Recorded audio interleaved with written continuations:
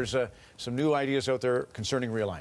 Yes, this week, I believe it was all presented to the individual teams, and the players are going to get a look at it very shortly. Last year, if you'll remember, they proposed 4 different conferences, they were called, and there were, on the western side, there were 8 teams per, and more in the Eastern time zone, there were 7 teams per. You'll remember that from last year.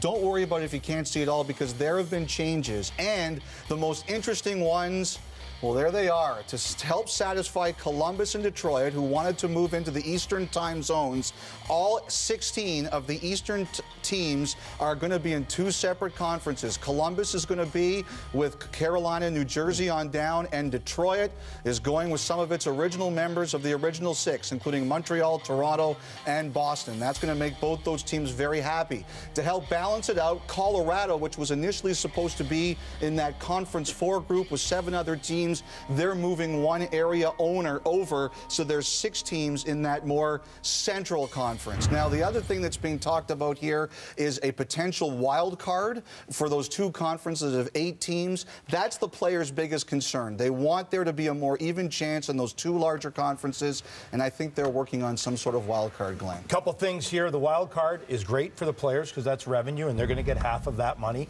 The other big thing, time's a wasting. We've got to get schedules to teams in March. You've got to have dates where you lock them into your building, so the players and the owners have to get rolling on this. And the other big thing is the owners got rolling on it first. They get to look at it before the players because it goes to the Board of Governors for final approval. And if you don't have final approval from them, this is going to go nowhere. So we'll see if they like it, but they seem to like the taste of it already. Now, the other big thing, you talk about revenue, playoff rivalries. I mean, having Detroit play Toronto, they haven't played since the 90s. It is all good news.